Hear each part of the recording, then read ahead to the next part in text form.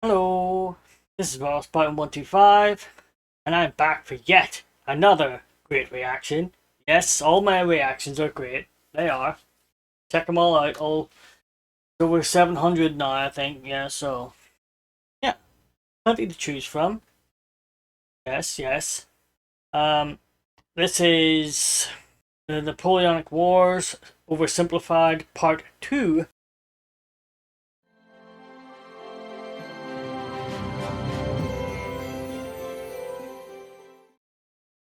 Now, I'm sorry it took me so long to get to this one.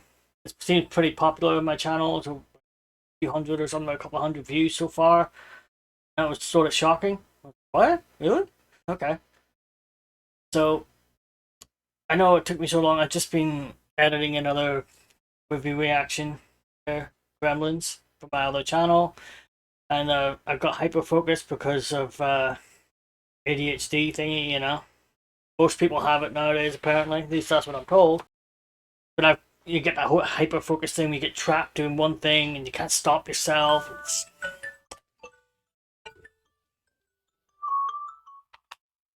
It's really bad. My phone was just, the alarm was just going off there. Uh, yeah, so let's jump in. After the Third and Fourth Coalition Wars, Napoleon had decisively defeated all three of his main rivals on the continent, and he was now undoubtedly the master of Europe. After the Battle of Friedland, his enemies sued for peace, and they all met on a raft on a river for negotiations. They had been fighting for the past 4 years, but now Napoleon and Alexander surprisingly got along like a house on fire. They laughed together, they chatted long into the night, they kissed. The two had a lot of mutual respect, and Napoleon even told his wife that if Alexander were a woman, I would make him my mistress. Kind of a weird thing to say to your wife, Napoleon. In the end, they came to an amicable agreement. Russia would lose barely any land, and in return, they'd join France against the UK and invade Sweden. Win-win. That does sound like a sweet deal. I don't know. I don't trust him. I don't trust Napoleon. Something wrong. And in return, they'd join France against the UK and invade Sweden. Win-win. On the other hand, Frederick William III was sidelined, and Prussia lost an enormous amount of territory to French client states. Only the UK remained as the last major threat to Napoleon, and they continued to be a big thorn in his side, constantly funding his enemies and using their powerful navy to wreak havoc on French trade and overseas colonies. But what could Napoleon do? The British were safe across the channel. Well, he said, if I can't fight you with guns, I'll fight you with money. Earlier in 1806, Napoleon had announced the continental system, a total shutoff of the UK from continental trade. No one in Europe was to trade with Britain, and Napoleon hoped that by hitting their economy, he could force them to negotiate. The British economy did take a hit, and they responded in their typical fashion, by going to Copenhagen and blowing a bunch of stuff up. Yeah, because you take it, UK, or Britain, whatever you want to call it, British Empire, they ruled the waves, right? So any trade done on the seas has to be, you know, seen by them. Otherwise, well, they'll just take your stuff, right? They'll just board your ships and take your stuff, because that's what they do. That's what the British do. If you don't, you know, if you're not their allies or whatever, piracy. They don't see it as piracy. By going to Copenhagen and blowing a bunch of stuff up.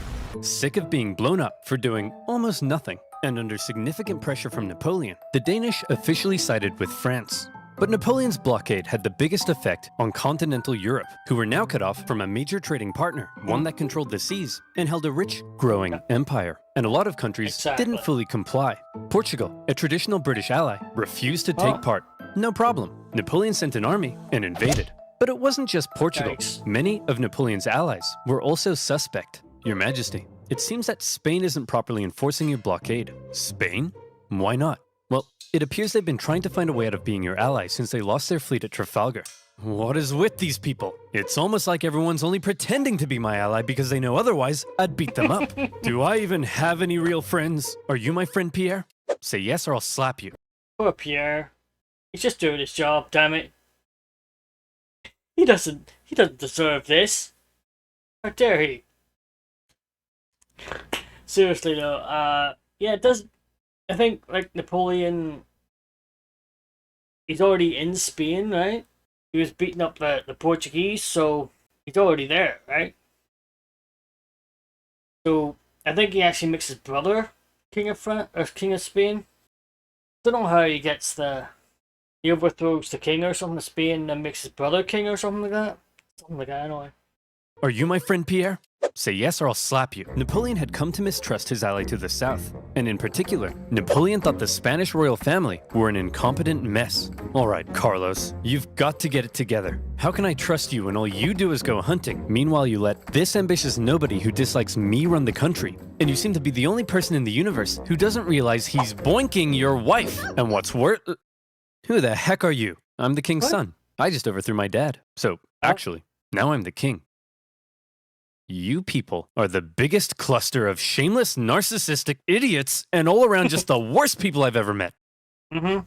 Here, have a Kid's Choice Award. French forces, many having conveniently already entered Spain to invade Portugal, occupied Spanish forts, and Napoleon invited the Spanish royals to France to help mediate their differences.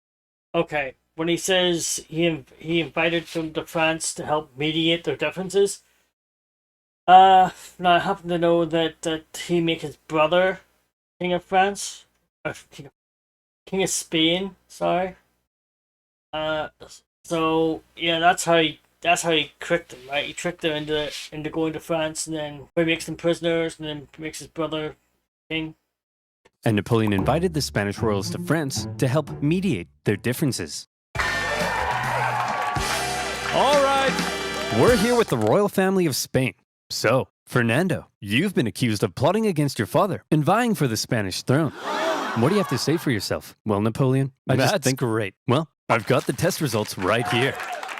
Fernando, in the case of the Spanish throne, you are not the king.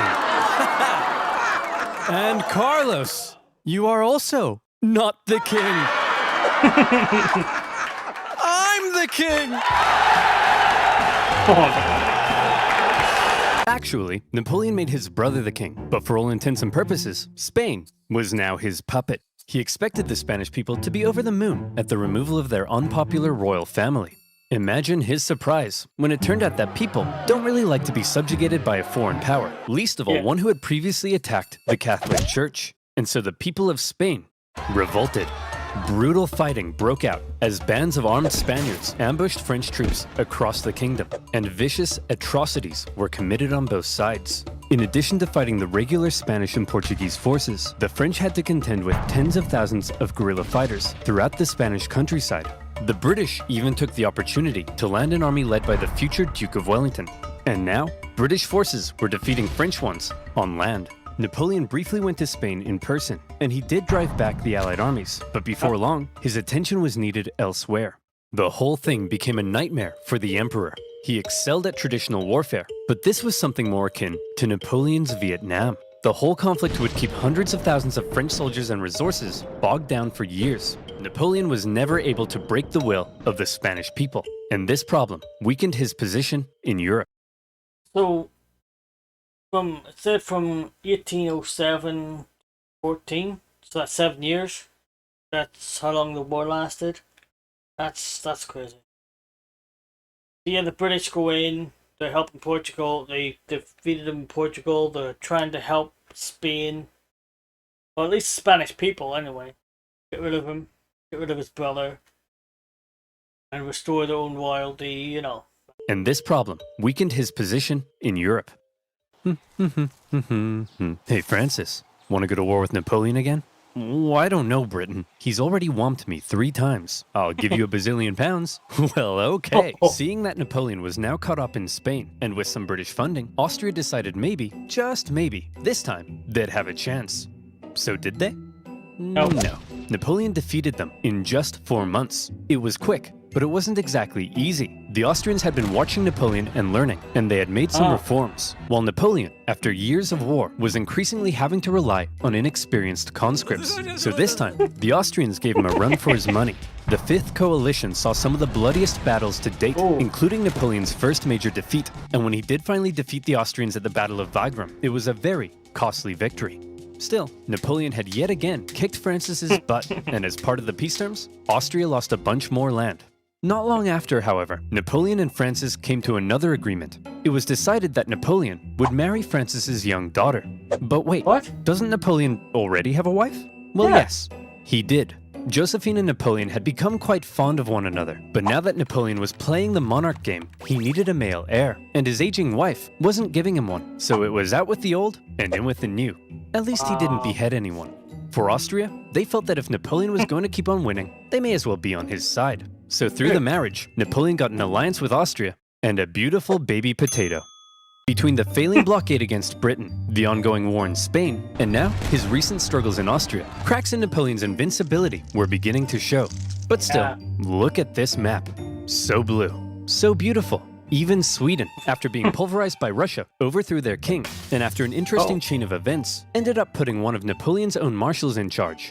Marshal really? Bernadotte took the name Karl Johann and became Crown Prince of Sweden after agreeing to join Napoleon's continental system. For now, Sweden was Team France. Okay. I didn't see that coming. Wow. Just yeeted out their own king, and brought in the French guy, Marshal guy, to be Prime Prince. Oh. Okay. For now, Sweden was Team France. Napoleon was on top of the world. He had won an endless string of victories. All he had to do now was sit back and not make any major miscalculations that could completely turn the tide of war. So let's see what comes next. Yes. France's alliance with Russia was a terrifying prospect. Together, the two could have been unstoppable, but unfortunately, the alliance didn't last. The Russians felt they weren't getting a fair deal. Napoleon's Duchy of Warsaw right on their doorstep was a bit of an insult, and then their economy began to tank because of Napoleon's British blockade. And eventually, they began to open up trade. Your Majesty, it seems Alexander is no longer abiding by the continental system and has begun trading with the British. Alexander? But he kissed me. He kissed you? You wouldn't get it, Pierre. No one would ever kiss you. The security of Napoleon's empire depended on removing the British threat, and he wasn't happy with Russia's backdoor shenanigans. That's not true, right? I mean, they didn't actually kiss, did they? I mean, I heard something about it before, but I think it was just a rumor or something. His enemies made up about him or something. Him in Russia. I don't know. Let me know. I mean, I can look it up. I'll maybe look it up. And he wasn't happy with Russia's backdoor shenanigans. And so in 1812, Napoleon decided to go to war. He gathered together the most massive army Europe had ever seen, made up of troops from every corner of his empire, and he prepared to invade. Okay, it looks like Napoleon's coming for us. Generals, I need ideas. We could stand and fight. No, that's stupid. You're stupid. We could run away. You're a star. You'll remember Napoleon's tactics relied on astonishing speed to outmaneuver his enemy and force a quick, decisive battle. Well, I've got two words for you. Scorched earth. If his opponent retreated while scorching the earth, his men couldn't live off the land. And if his men couldn't live off the land, he needed his supply trains. And if he needed his supply trains, he couldn't move quickly. And if he couldn't move quickly, he couldn't outmaneuver his enemy. And if he couldn't outmaneuver his enemy, I think you get the point. Napoleon launched his invasion and hoped for a quick battle, but all he could do was try to catch the retreating Russians while moving deeper and deeper into hostile territory. Wow. As he went, the horribly hot summer devastated his army. His men died of heat, exhaustion, and disease. Supplies began to run out, and his men began to starve. Many deserted, and still the Russians continued to retreat. Numerous times Napoleon considered turning back, but that little voice in his head kept on telling him, keep going, just a little further. And don't worry, you're definitely average height for the time. A height joke, really? Another height joke? That's crazy though. He's lost over half his men already. Maybe 2/3. Yeah, there's no way he's coming back from that. I know he takes Moscow, right? And then the heat gets them on the way in. And it's the winter that gets them on the way out. And don't worry, you're definitely average height for the time. He nearly caught the Russians at Smolensk, but it was his birthday, so he had a party instead. When he finally reached Moscow, he predicted the Russians wouldn't be willing to give up such a historic and holy city without a fight.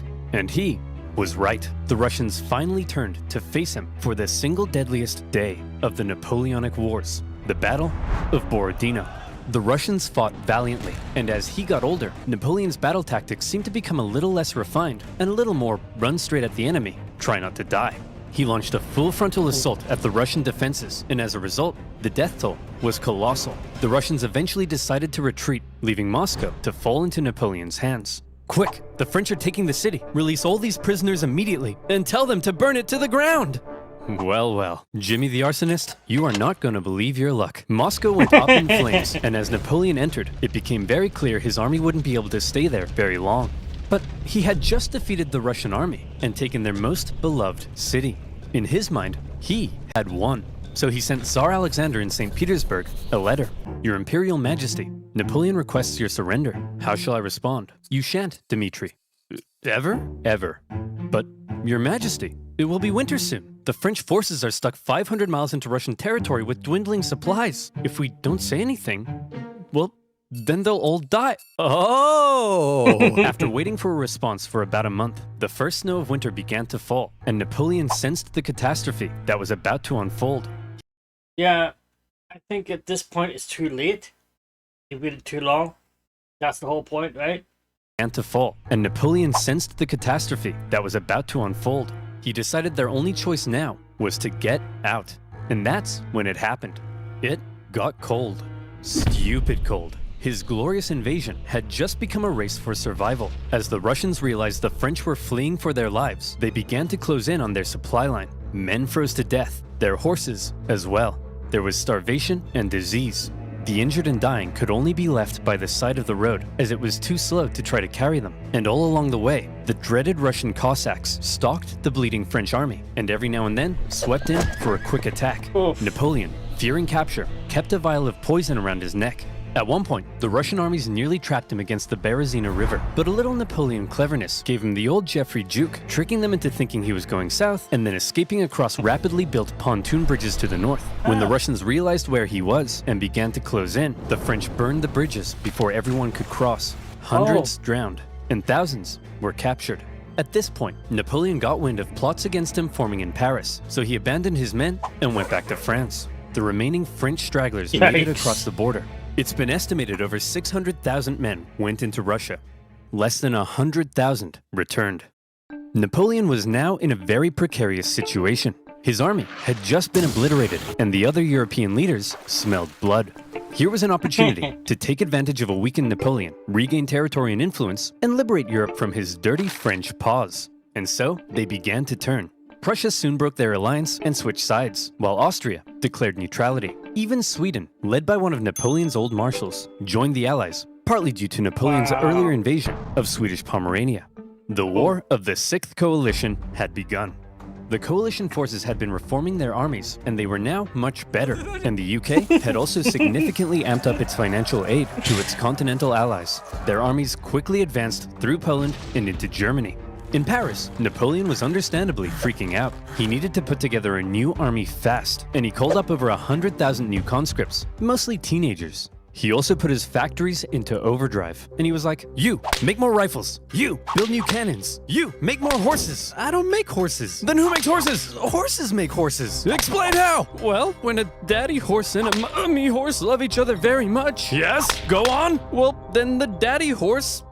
I'm sorry, Napoleon. You're 43. I thought you'd know this stuff. I'm gonna be sick. As it turned out, Napoleon's lack of horses would take the biggest toll on his army, since his tactics relied on speed, maneuverability, and destruction. When he took the fight to the Allies in 1813, he did defeat them and sent them running. But lacking cavalry, he was unable to effectively pursue and destroy. He needed horses. For the Allies, being defeated in battle by a man whose army was now full of inexperienced conscripts was concerning. So both sides were like, hold up. Time out. The Allies were somewhat cornered, and had Napoleon kept going, it's possible he could have won. But instead he agreed to a brief truce with the Austrians mediating between the two sides. When Austria demanded Napoleon make major concessions, Napoleon told them to shove it. Having had their terms rejected, Austria felt now they were justified in saying, well, we tried, and they joined the coalition. Okay everyone, look at us. The boys are back together. But Napoleon is still dangerous, so we need a plan. Any ideas? Ooh, I know. No, forget it. That's stupid. Oh, no. I've got it! When he approaches, we run away. Genius. Yeah, I have no words, man. They're doing the same thing again. They're just running away again. Does that work? I don't know. Approaches, we run away. Genius. He's a genius. The plan was as follows. Wherever Napoleon advanced, whoever he advanced on would avoid battle, allowing the others to sweep in from the sides and attack the French marshals guarding his flanks. Essentially, the plan was, don't try to fight Napoleon. And this plan worked tremendously. The Allies scored a number of victories that saw Napoleon move back to the city of Leipzig, where he would make one last major stand as the Allied armies converged in on him from all sides. The stage was set for the biggest and bloodiest battle of the Napoleonic Wars, the Battle of Leipzig. Almost 500,000 troops from over a dozen nations stretched across the battlefield. The French found themselves fighting on all sides for 4 days against the Austrians, Prussians, Swedes, and Russians. It's no wonder this battle is also sometimes referred to as the Battle of the Nations. The French fought ferociously, but ultimately were no match for the coordinated efforts of the coalition.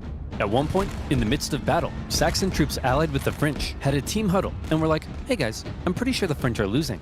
Let's switch sides." And so they did. When it became clear that Napoleon couldn't win, he ordered a retreat across the only bridge over the river. The Allies swarmed into the city, and desperate fighting raged in the streets. "Okay, Corporal, after everyone has crossed the river, I need you to blow up the bridge. Okay? Not before everyone's crossed, after. You got that? Yes, Colonel, I'm not 5. I can comprehend time. Good." Wait, did he say before or after? Well, fortune favors the bold.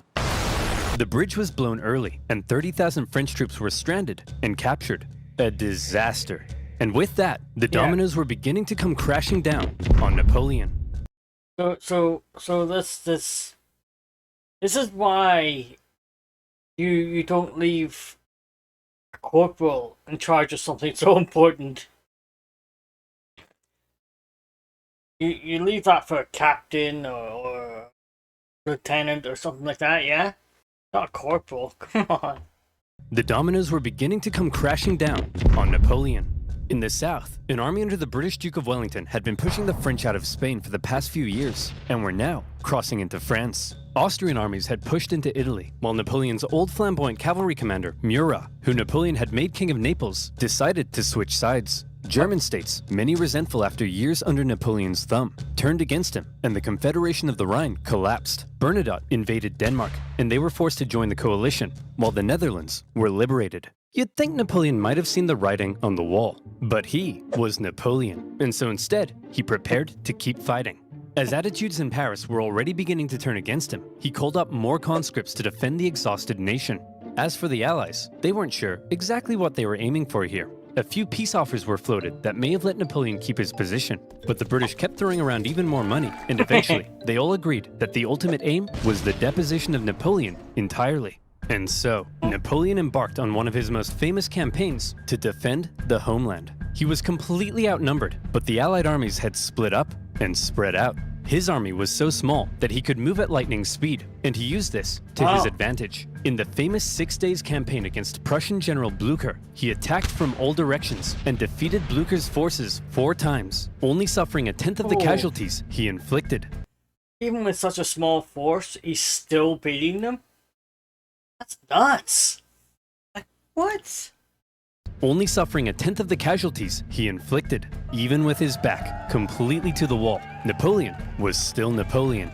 Then he turned south to take on Schwarzenberg's army of Bohemia and enjoyed even more victories. However, Napoleon's problem was that he couldn't be everywhere at once, and wherever he wasn't, the Allies continued to push towards Paris. He made one last-ditch attempt at moving in behind the enemy lines and cutting off their communications, but Paris was in disarray, and the people were sick of war.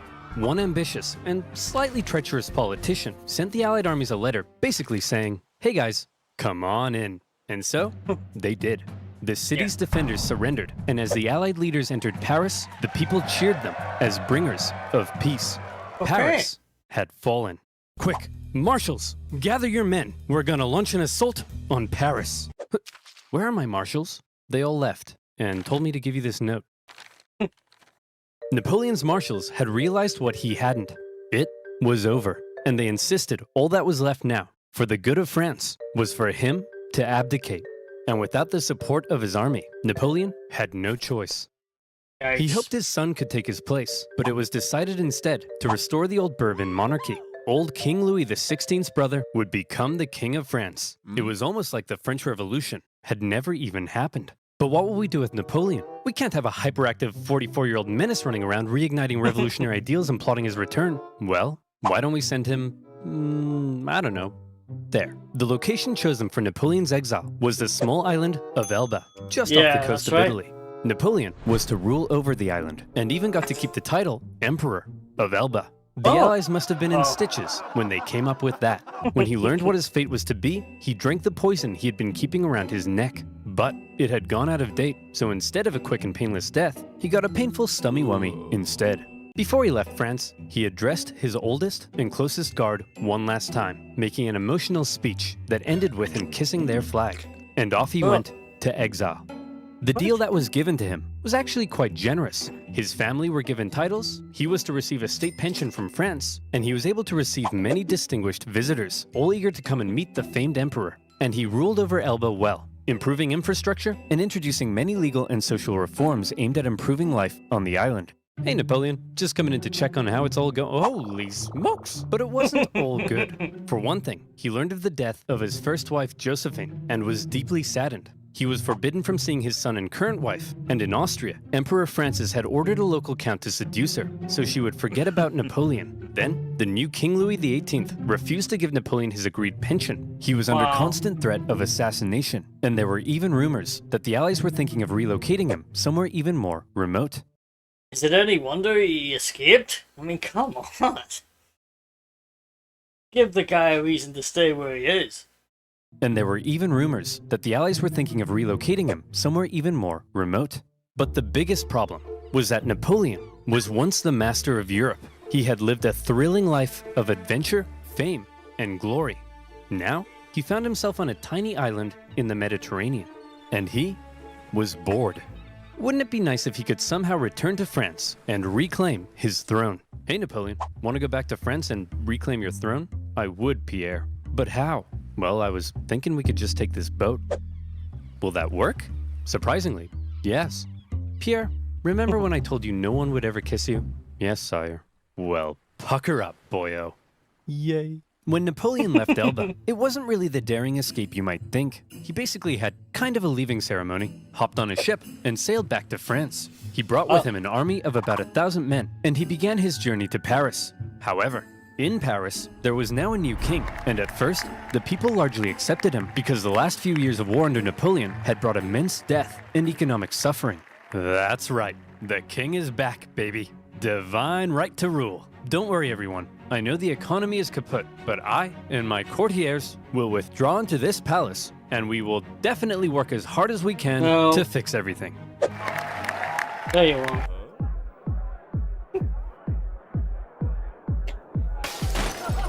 Oh, yeah. That's why we got rid of the king. As the Bourbon monarchy began to look more and more like a return to the past, and the returning nobility seemed hellbent on regaining their lost privileges, the people weren't too happy. And so, Napoleon hoped that his glorious return would be met with jubilation. In the end, the reaction was a little mixed, but many were happy to see their old emperor. Your Majesty, it seems that Napoleon is back and marching this way with 1,000 men. That guy? No problem. I have hundreds of thousands of men. Send them to arrest him. Your Majesty, it seems the thousands of men we sent to arrest Napoleon have all joined his side. Well, I'm off to Belgium. If you ever need a king again, be sure to let me know. He just left? That's it? He just heard Napoleon was coming back, sent hundreds of thousands of men out to, thousands of men to get him, and then they switched sides, and then he's like, oh, okay, they switched sides? Oh, well, I'm just going to Belgium. Let me know how it goes, yeah? Okay. Oh, wow. Well, I'm off to Belgium. If you ever need a king again, be sure to let me know.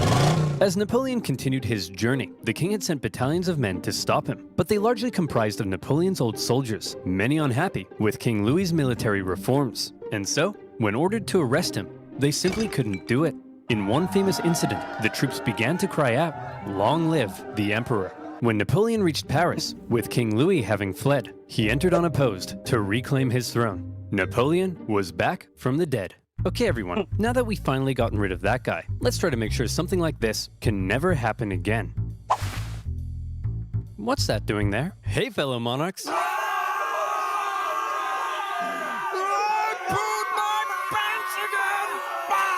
This time, Napoleon promised he would be a mucho good boy and not start any wars. But the Allied leaders were having none of it. They declared Napoleon an outlaw and the illegitimate ruler of France. Then, they declared war. Not on France, but on Napoleon himself. And when you have multiple empires declaring war on you as an individual, that's how you know you're a very naughty boy. The Allied powers began making plans to combine their forces and once again invade France. The most immediate threat to Napoleon were the British and Prussians hanging out in nearby Belgium. If Napoleon could knock them out quickly, maybe he could force the Allies to negotiate, and maybe he could hold on to his power.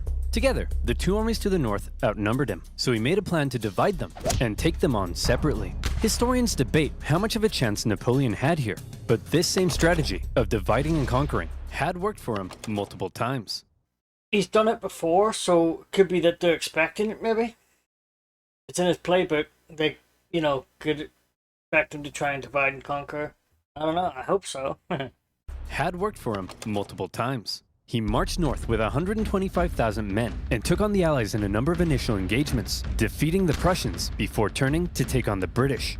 But to Napoleon's dismay, miscommunication and hesitation among his marshals allowed both enemy armies to retreat, and crucially, rather than fleeing east, the Prussians moved north, where they could remain in contact with the British. Napoleon sent a force to hold off the Prussians as he moved in on the British, now holding a defensive position at Waterloo. Prussian General Blücher sent word that he would come to Wellington's aid if he could just hold off the French for long enough. Napoleon had to defeat Wellington before the Prussian army could arrive in force, and it was close. The British held the high ground and a number of key defensive buildings across the battlefield. After waiting some hours he didn't have for the ground to dry, Napoleon sent men to assault the Hougoumont farm, but the British-German garrison there held out. French Marshal Ney launched a number of miscalculated cavalry charges at the British lines. The British formed defensive square formations, and they tore the French cavalry to shreds, while one guy chose the absolute worst time to go on a bender. The French did manage to capture a farmhouse directly in front of the British line, and from there, they unleashed artillery hellfire on the British square formations. And as Napoleon sent his Imperial Guard in to finish the British off, a nervous Wellington knew his lines were at breaking point. But the Prussians had earlier begun to arrive, and now they were arriving in large numbers. And after the British held out and sent the French Imperial Guard running, the French lines panicked, fearing they had been encircled, and they began to flee. The Battle of Waterloo was an Allied victory. That's it. That's him done for a second time. Last time too. Yeah, at least he made a go of it. He tried. The Battle of Waterloo was an Allied victory.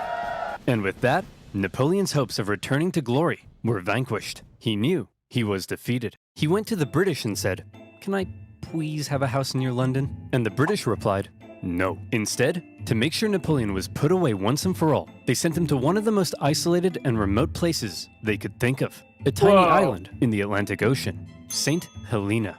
Here, a deeply isolated and depressed Emperor Napoleon would live the remaining years of his life. Could they have sent him further away? God. Like, really, really far.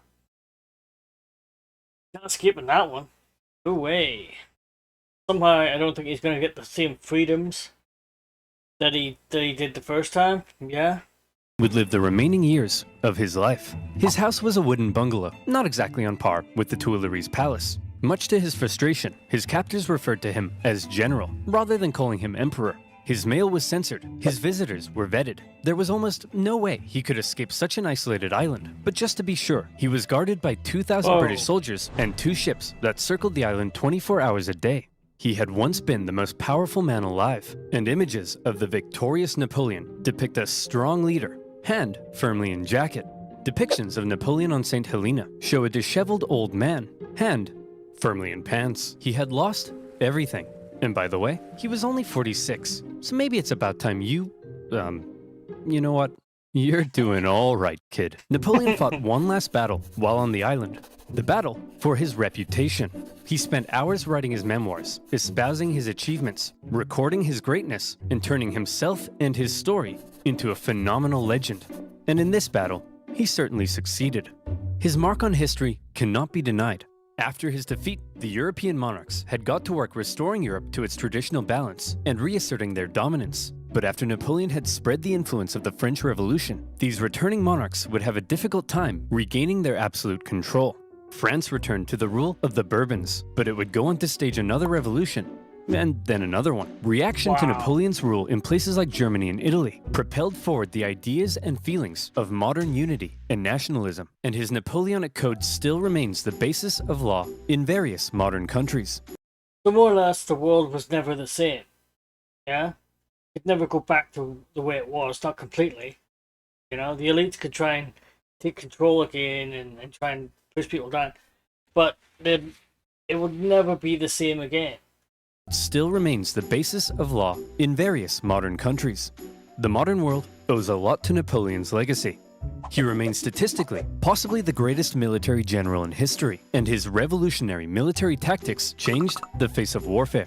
He was the last truly great leader to both lead his armies in battle while retaining total political control over a vast empire. There's still hope for Joe Biden, but the man remains somewhat of an enigma, and we still aren't sure exactly what to make of him in some regards. Was he the champion of the French Revolution, spreading equality wherever he went, or did he betray it by making himself an absolute monarch and restricting certain liberties? Was he an ambitious and aggressive conqueror, hell-bent on bringing Europe to its knees? Or was he simply defending himself against an aggressive Europe, hell-bent on reducing his power? Some things will continue to be debated. Napoleon died at the age of 51, officially of stomach cancer, but some believe he may have been poisoned. The British buried him in a tin coffin inside a mahogany coffin, inside a lead coffin, inside another mahogany coffin. I guess this time, they wanted to make sure he stayed where they put him. In 1840, his remains were moved to Paris, where they now rest under the dome of Les Invalides. The man from humble origins, with huge ambition, ruthless determination, immaculate skill on the battlefield, and a hefty dose of luck, who was determined to make his mark on history, did just that. There is no immortality, he said, but the memory that is left in the minds of men. And in that sense, Napoleon knew he would live on forever. Oh, and to reiterate, he was definitely average height for the time. So, that is the end of the video. Wow. Yeah, that's great. I mean, I thought the British played a bigger part in his first downfall. You know, I knew they took Spain, or like going into France, but I didn't know that it was actually the other ones that more or less ousted him. But the British were behind the scenes, you know, they were always there, probably influencing a lot of it, you know, of course. Yeah, what do you think? I mean, I think he did betray, you know, the revolution, the French people in the revolution, by making himself emperor. Of course, he went for power instead of equality. Yeah. But whether or not he did a better job than the actual royals is up for debate, really. I mean, I'm sure some people would chill for him and say he did a good job or whatever. I don't know. I think they're all the same, to be honest with you. You know, one person, whether it's an emperor or a king, they're all the same. You know, they all just want power, money, prestige, to be remembered as something great. You know what I mean? They're all the same at the end of the day. Yeah. Okay. Let me know what you think in the comment section. Was he a tyrant? Was he a man of the people? It's hard. I mean, without actually knowing the man, without actually knowing his actual thoughts on it, but it should be was a tyrant. You know, I mean, that's what it looks to me. But then, is he any worse than the other tyrants around him? You know, let's face it. But it was a good show anyway. I enjoyed it. I really did. nice to get it finally done, second part, and I'm hoping to do more very soon on this channel. And Christmas is here, and I've been working on new merch designs, things like that there, because I'm thinking of putting merch out. I don't think I'm that popular, to be honest with you, but you never know. I might start something up. Let me know if you'd be interested in buying anything. Probably not, but I just designed a new Christmas one, and probably put it up this side or this side, one of them anyway. Let you see what it's like, and I do have a second channel called While Spartan Take 2, where I do movie reactions. I'm just going to finish an edit very soon on Gremlins. I'll be putting it up very soon, the next few days probably, and I really enjoy it. If you enjoy movie reactions too, head over to my channel, and you never know, you might like what you see. Okay, until next time, I am out of here.